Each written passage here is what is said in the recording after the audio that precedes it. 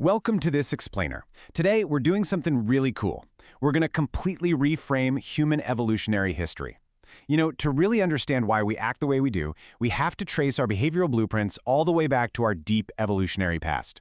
For the longest time, the true story of human evolutionary success has been kinda misunderstood.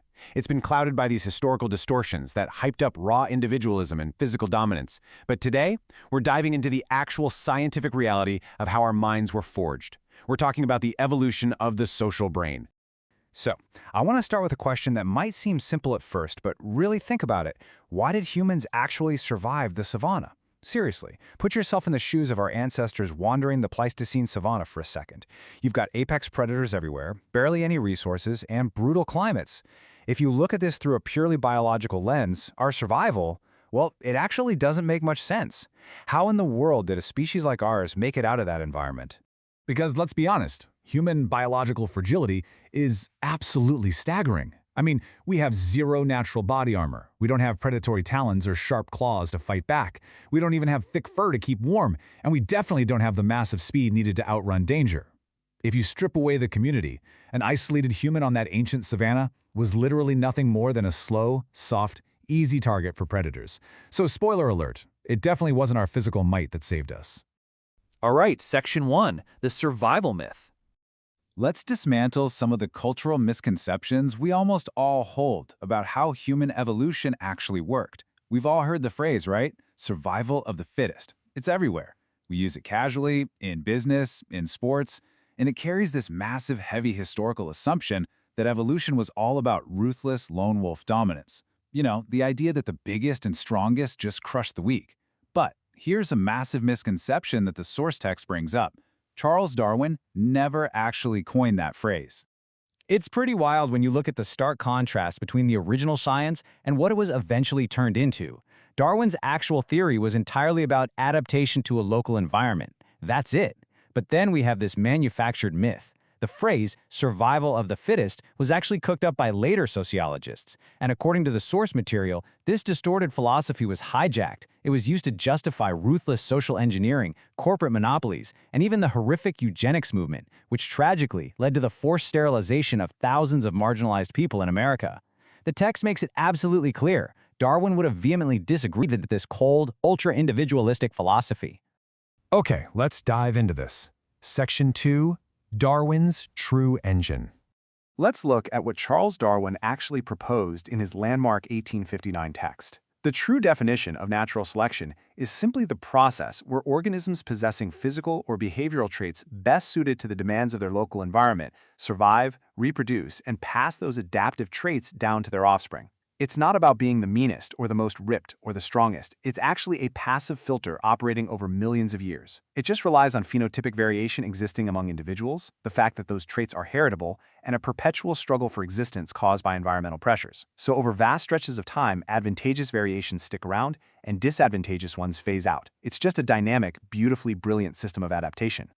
Moving on to Section 3, the social brain.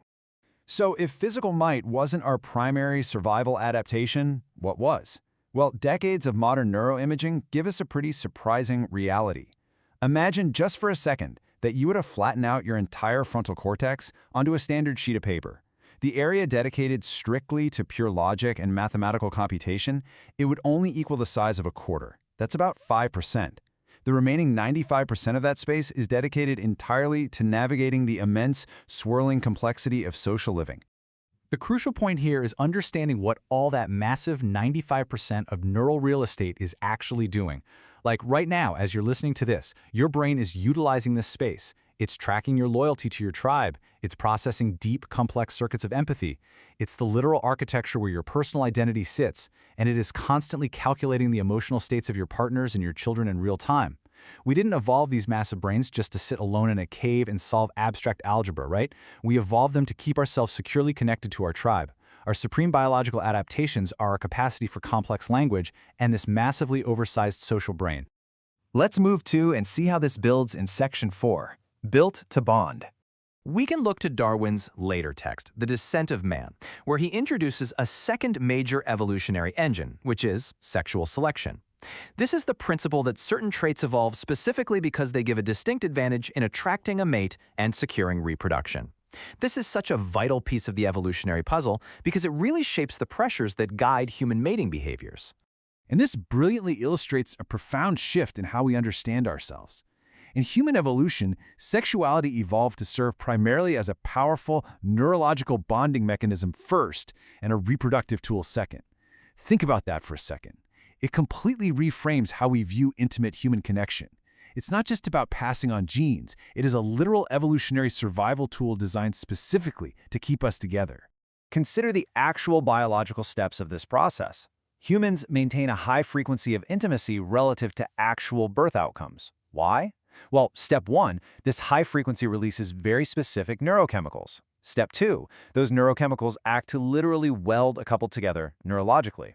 Our nervous systems are beautifully designed to operate in tandem. And step 3, why does the brain go through all this trouble? To secure long-term cooperative care for our highly fragile human infants. We bond deeply because our offspring require just massive amounts of cooperative investment to even survive. Which brings us to this incredibly powerful kind of drop-the-mic conclusion straight from the source text. Isolation is a biological emergency, because to be human is to be hardwired for connection. Our identities, our empathy circuits, our language networks, these are the literal survival mechanisms that kept our ancestors alive.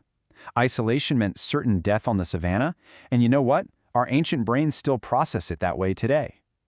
Down to our very core, we are fundamentally cooperative creatures. I want to leave you with a final thought to ponder as we wrap up this explainer. If isolation is truly a biological emergency for our species, how is our modern, increasingly disconnected world impacting your ancient social brain? We've built this entire society around digital screens and hyper-individualistic living. And yet, we are walking around with evolutionary hardware designed for deep, constant tribal connection. It really makes you wonder about the true root of modern loneliness, doesn't it?